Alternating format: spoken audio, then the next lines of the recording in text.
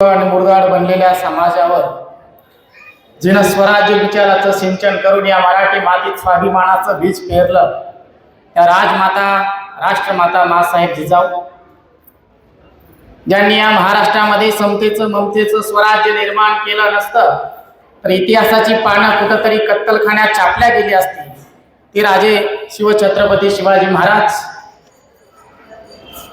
आकाशात विजेचा कडकडाट व्हावा आणि भूकंपाने पृथ्वी गडगडा लावी अशा परिस्थितीमध्ये देशाची राज्यघटना लिहिली असे डॉक्टर बाबासाहेब आंबेडकर आज या ठिकाणी महिला भगिनी जमलेल्या आहेत। याचं सगळ्यात मोठं श्रेय ज्यांनी समाजातल्या तळागाळापर्यंत ज्ञानाची ज्ञानगंगा नेऊन पोहोचविली असे क्रांतीचे धगधगते निखारे ज्योतिबा फुले आणि माता सावित्रीबाई फुले।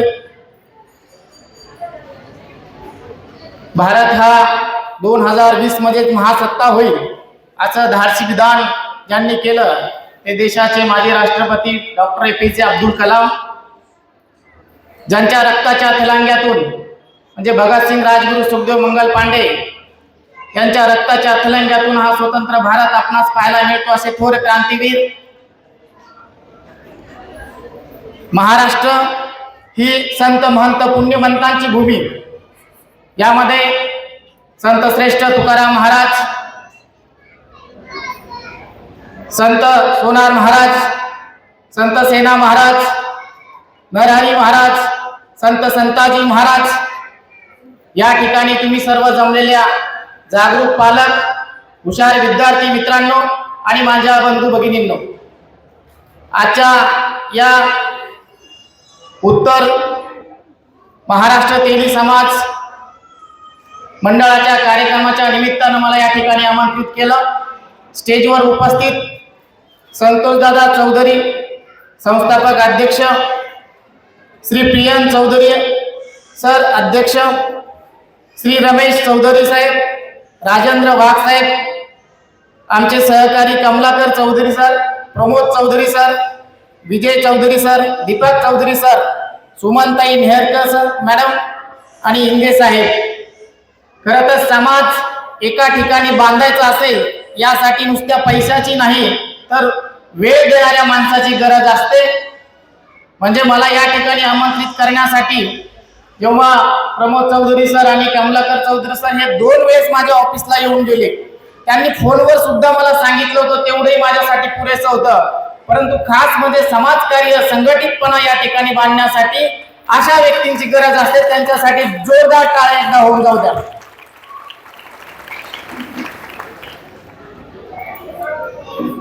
आज बऱ्याच लोकांना प्रश्न पडला असेल की मी या ठिकाणी येऊन काय सांगणार आहे। महिला भगिनी आहेत, बरेचसे वरिष्ठ मंडळी आहेत। मला एवढंच सांगायचं आहे की माझ्या चेहऱ्याचा रंग कोणता असावा हे मला माहित नव्हतं। माझ्या चेहऱ्याचा रंग कोणता असावा मला माहित नव्हतं। मी कोणाच्या पोटी जन्म घ्यावा हेही सुद्धा मला माहिती नव्हतं। बांधवांनो, तळहाताच्या रेषावर नाही तर त्याच्या पाठीमागे असणाऱ्या पिळदार मनगटामध्ये तुमचं आमचं भविष्य सामर्थ्य त्या ठिकाणी दडलेलं आहे हे सांगण्यासाठी मी आज या ठिकाणी आलेलो आहे। संघटना मजबूत करावी हे आम्ही पहिल्यापासून बघितलेलं आहे। माणसं या ठिकाणी एकत्र यावी म्हणजे त्या ठिकाणी समाज संघटित होत असतो। याचं उत्तम उदाहरण जे आहे की ते या ठिकाणी संतोष दादांच्या कार्यानं आपल्याला त्या ठिकाणी दिसून येत आहे। एक मुलगा होता, तो आई वडिलांच्या कामामध्ये अडथळा आणत होता। आई वडिलांच्या कामामध्ये अडथळा आणत असल्यामुळे आई वडिलांनी सांगितलं की या मुलाला कुठंतरी एखाद्या कार्यामध्ये रमत करावं, म्हणून त्यांनी शेजारी असणारा एक जगाचा नकाशा टाराटारा फाडला आणि त्या पोराच्या समोर टाकला आणि सांगितलं, बाळा आमचं काम आवरेपर्यंत हा जगाचा नकाशा जोडून ये। आई वडील आपल्या कामामध्ये व्यस्त राहिले। मुलगा 2 मिनिटाच्या आतमध्ये जगाचा नकाशा जोडून त्यांच्याकडे घेऊन आला। आई वडिलांनी विचार केला, अरे या 2 मिनिटांमध्ये यांनी जगाचा नकाशा जोडला कसा? त्यावेळेस त्या पोरांनी सांगितलं, बाबा मी जगाचा नकाशा जोडला नाही, जगाच्या नकाशाच्या पाठीमागे एका माणसाचं चित्र होतं। मी पहिल्यांदा माणूस जोडला, पाठीमागून बघितलं जग आपाप जोडल्या गेलं होतं।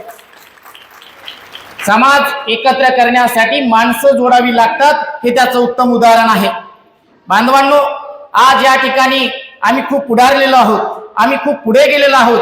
आज 26 जानेवारीच्या तुम्हाला सगळ्यांना शुभेच्छा देत एवढंच सांगतो की आम्ही त्या ठिकाणी भरपूर प्रगती केली, पण माणूस त्या ठिकाणी अजून त्या ठिकाणी माणसाची किंमत करत नाही, ही या ठिकाणची शोकांतिका आहे.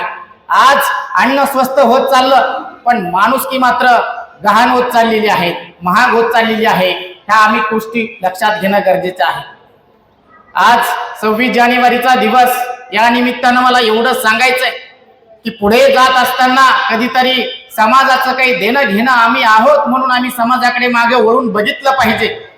15 ऑगस्ट 1947 ला भारत देश स्वतंत्र झाला. 50 ला गणराज्याची स्थापना झाली. 56 ला राज्याची विभागणी झाली. 62 ला आमच्यावर काही आक्रमण झाली, आम्ही ती परतून लावली. 69 ला मुलींच्या शिक्षणाविषयी ध्येय धोरण आखण्यात आली. 72 ला घासीराम कोतवाल नाटक रिलीज झालं. 75 ला शोले चित्रपट प्रदर्शित झाला. हॉलिवूडचा बॉलिवूडकडे पाहण्याचा दृष्टिकोन बदलला. 89 ला 18 वर्षाच्या तरुणानं राजकारणात यावं यासाठी प्रयत्न करण्यात आले. 82 ला आम्ही पृथ्वी क्षेपणास्त्राचा विकास केला. 91-92च्या काळामध्ये आम्ही गॅट करार स्वीकारला. 2000 मध्ये भारत जगातही संगणकाच्या बाबतीमध्ये जगाचा बाप बनला. 2005 पर्यंत प्रत्येकाच्या हातामध्ये माहितीचा अधिकार आला. 2007 मध्ये महाराष्ट्राची प्रतिभा दिल्लीच्या तख्तावर जाऊन पोहोचली. 2008-9 मध्ये प्रत्येकाच्या हातामध्ये मोबाईल आले. 2008-9 मध्ये प्रत्येकाच्या दारासमोरचे रस्ते सिमेंट काँक्रीटचे झाले, पण आमचं चालणं बदललं नाही. हातामध्ये मोबाईल आले, पण आमचं बोलणं बदललं नाही. ज्ञान विज्ञान तंत्रज्ञानाच्या जोरावर हजारो किलोमीटर दूर असणारे ग्रह, चंद्र, सूर्य, तारे दुर्बिणीच्या साह्याने आम्ही जवळ करून पाहिले, पण शेजाऱ्याच्या सोबतचे संबंध आमच्या अजून निर्माण चांगले झाले नाही. ही शोकांतिका या ठिकाणी आहे. या गोष्टी आज आम्ही लक्षात घेतल्या पाहिजे. आणि म्हणून आमची पोरं घडवत असताना आई वडिलांनी मोठ्या पद्धतीने एक विचार केला पाहिजे की आमचा मुलगा आम्हाला डॉक्टर करायचा जरूर करा, पण तो डॉक्टर समाजाला अपेक्षित असणारा असला पाहिजे. आमचा पोरगा आम्हाला इंजिनियर करायचा जरूर करा, पण समाजाला अपेक्षित असणारा इंजिनियर त्या ठिकाणी घडला गेला पाहिजे. ही वस्तुस्थिती या ठिकाणी मी सांगण्यासाठी आलेलो आहे. आमच्या पोरामध्ये अनेक प्रकारचे कौशल्य असतात. पोरामध्ये कौशल्य असतात, त्याला त्या पद्धतीनं त्या ठिकाणी पुढे नेण्याचा प्रयत्न केला पाहिजे. मी महाराष्ट्रभर व्याख्यानाच्या माध्यमातून जात असताना अनेक पालक आणि विद्यार्थ्यांसोबत संपर्क होतो, पण त्या ठिकाणी त्याच्यामध्ये कौशल्य काय आहे, मार्कासाठी त्याला पुढे न्यायचं नाही, तर त्याच्या कौशल्याला वाव त्या ठिकाणी देण्यात आला पाहिजे. म्हणजे सांगायचं एवढं आहे, सचिन तेंडुलकर सारखा षटकार ऐश्वर्याला मारता येत नाही. ऐश्वर्यासारखा ठुमका लता दिदींना देता येत नव्हता. लता दिदींसारखं गाणं दादा कोंडकेंना म्हणता येत नव्हतं, आणि दादा कोंडके सारखा डान्स अमिताभ बच्चनला जमत नाही. पण ही मंडळी सगळे आपापल्या क्षेत्रामध्ये पुढे गेलेली आहे, पण आज आम्ही त्यांना त्या ठिकाणी त्यांच्या कार्यानं ओळखत आहोत. म्हणून तुमच्या मुलामध्ये जे कौशल्य आहे त्या पद्धतीने त्याला घडवण्याचा प्रयत्न करा. आम्ही या ठिकाणी बरेचसे वयस्कर मंडळी सुद्धा आहेत, त्यांनाही सांगायचं, पूर्वीचे आजी आजोबा रामा कृष्णाच्या गोष्टी सांगत आमच्या नातवंडा मोठं करत होत्या. आताचे नवीन फॅशनवाले आजी आजोबा सुद्धा आम्ही बघितलेले आहेत. आजी म्हणते आजोबाला झोपेत का बडबडता, आजी म्हणते आजोबाला झोपेत का बडबडता, का कुणाला विचारताय, डान्स बार कधी उघडताय. आजोबा म्हणतात आजीला, अगं वेडे असं कुठे घडतंय का. आजोबा म्हणतात आजी गला, अगं वेडे असं कधी घडतंय का, जुनं झालं कुकर म्हणून शिटी मारणं सोडतंय का. आजकालच्या आजी आजोबांचे अशा पद्धतीचे संस्कार जर मुलावर पडत असतील तर या देशाचं स्वप्न आम्ही काय कुठल्या लोकांकडनं बघायचं आहे. पालकांनाही मला सांगायची एवढीच विनंती करतो आजच्या कार्यक्रमाच्या माध्यमातून की आपल्या संत महंतांनी आपल्याला चालायचं कसं, बोलायचं कसं, या सगळ्या गोष्टी शिकवल्या, पण आम्ही ते सगळं विसरून गेलोय. काही एक दिवस असतो, म्हणजे आज 26 जानेवारीचा दिवस, लता मंगेशकरचे देशभक्तीपर गाणे आम्ही आजचा दिवस ऐकतो, बाकी वर्षभर आम्हाला देशाचं काही पडलेलं नाही. अशा पद्धतीनं या ठिकाणी देशामध्ये समाज जागृती होणार नाही.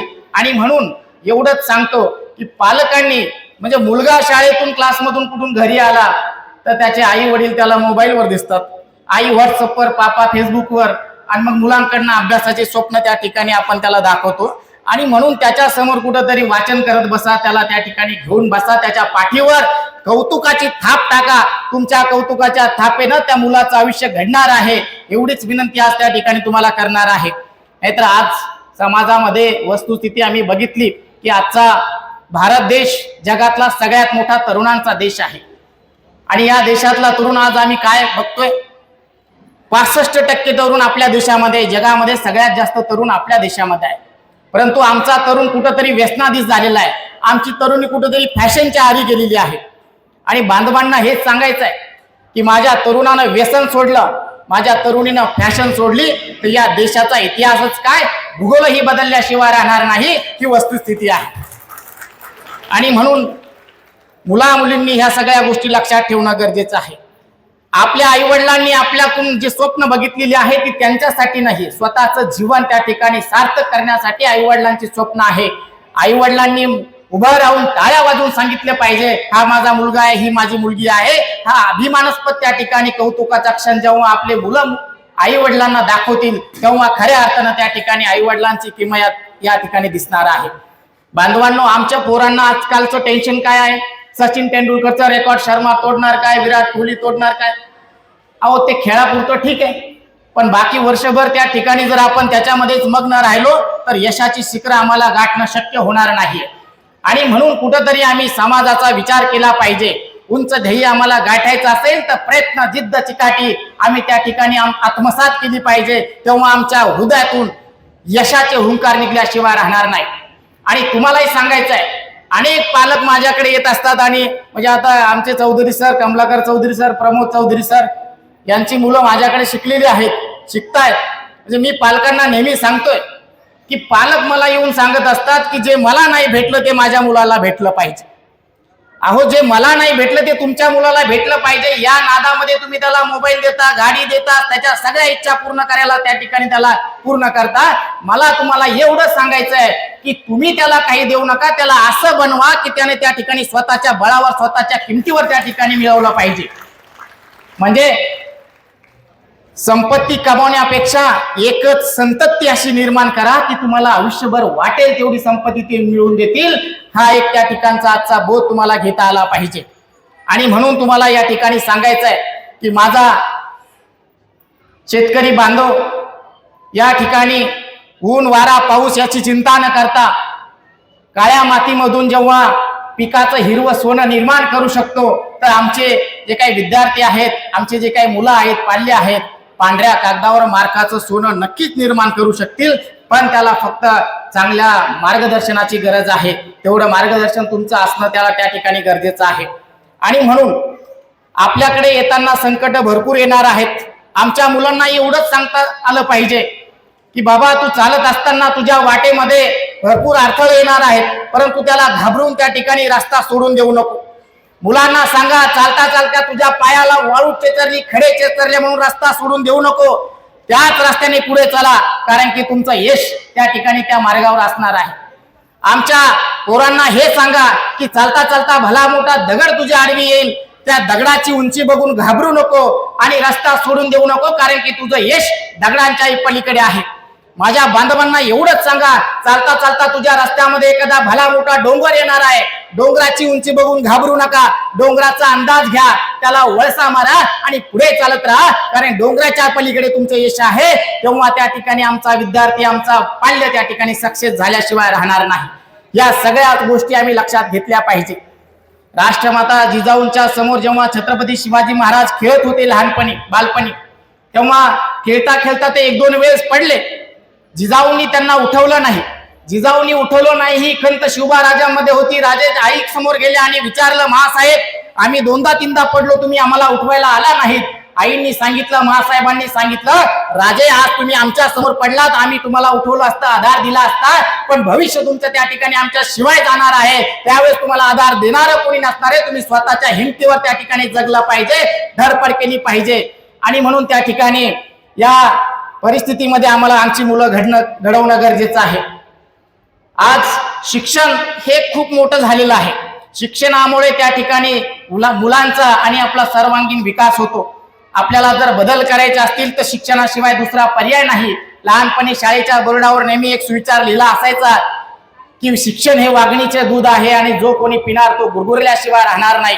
आज तुमच्या समोर मला बोलण्याची संधी जी मिळालेली आहे ती शिक्षणाच्या माध्यमातून. नाहीतर माझं बालपणचं जे काही वातावरण होतं, माझ्या आजूबाजूची लोक सगळे शेळ्या, गाई, म्हशी उळून त्या ठिकाणी आपला उदरनिर्वाह करत होती. उदरनिर्वाह, पोटाची खळगी भरण्यासाठी त्या ठिकाणी वाटेल ते प्रयत्न करायचे, मजुरी करायची.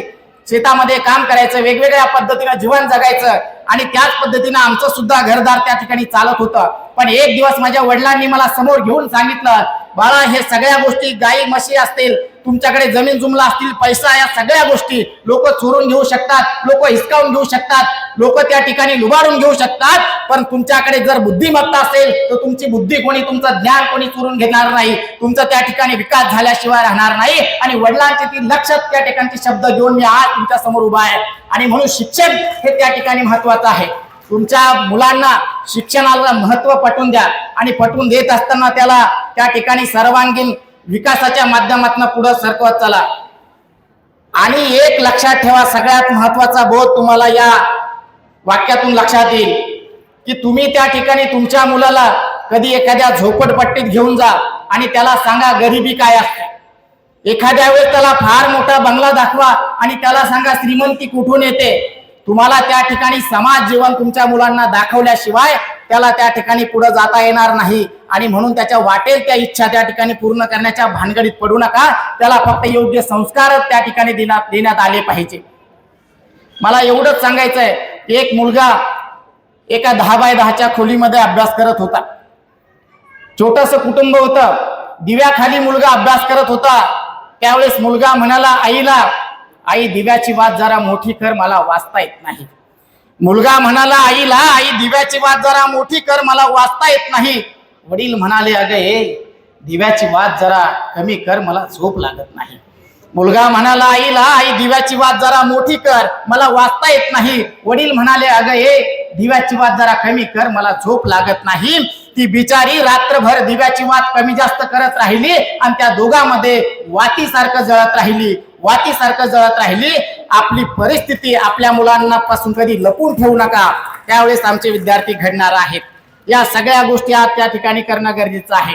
आमच्या पोरांना तुम्ही सांगा, अरे बाबा कर्जाऐवजी करोडपतीचा विचार कर. अरे बाबा कर्जाऐवजी करोडपती होण्याचा विचार केला तर तुम्ही करोडपती व्हाल. गरिबीऐवजी श्रीमंतीचा विचार केला तर तुम्ही श्रीमंत व्हाल. दुःखाऐवजी आनंदाचा विचार केला तर तुम्ही आनंदी व्हाल.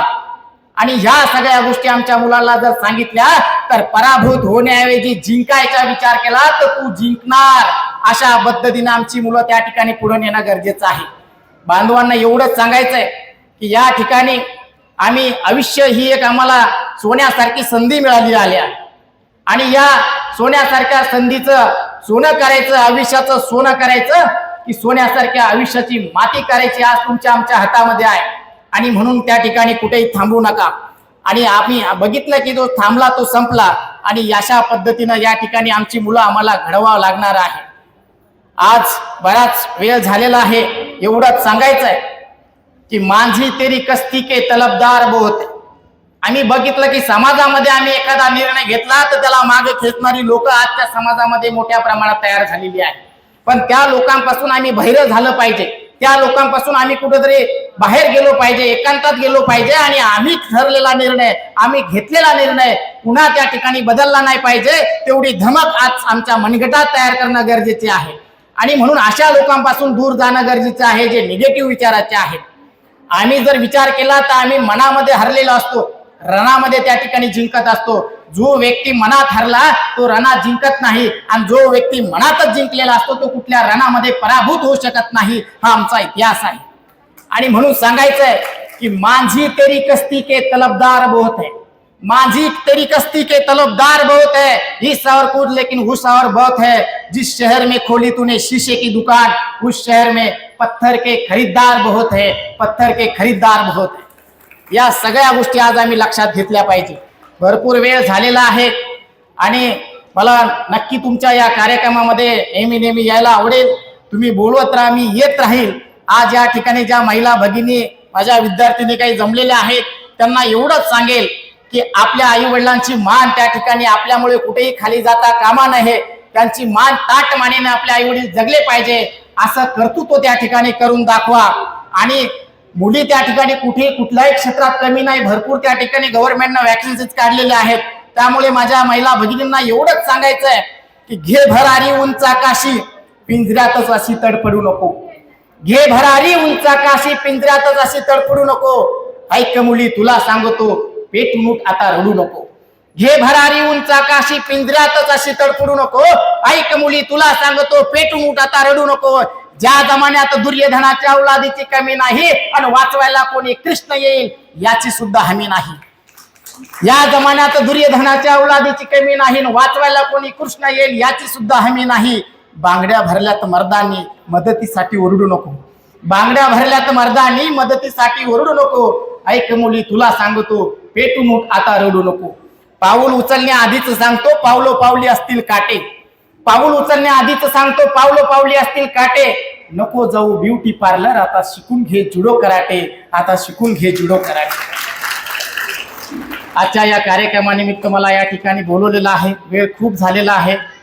आमचे सहकारी Kamalakar Chaudhari sir, Pramod Chaudhari sir, Manisha Chaudhari madam यांनी मला या ठिकाणी बोलवलं. त्यांचा या ठिकाणी धन्यवाद देतो. आणि तुम्हाला सर्वांना या ठिकाणी समाज संघटित करण्यासाठी जी लोक पैसे भरपूर देत असतात, मी आधी सांगितलं वेळ कमी देणारे लोक आहेत आणि वेळ त्या ठिकाणी दिला गेला पाहिजे, तेव्हा त्या ठिकाणी एक संघ त्या ठिकाणी निर्माण होत असतो आणि याची आज या ठिकाणी समाजाला गरज आहे. तुम्हाला खूप खूप शुभेच्छा देतो आणि थांबतो. धन्यवाद.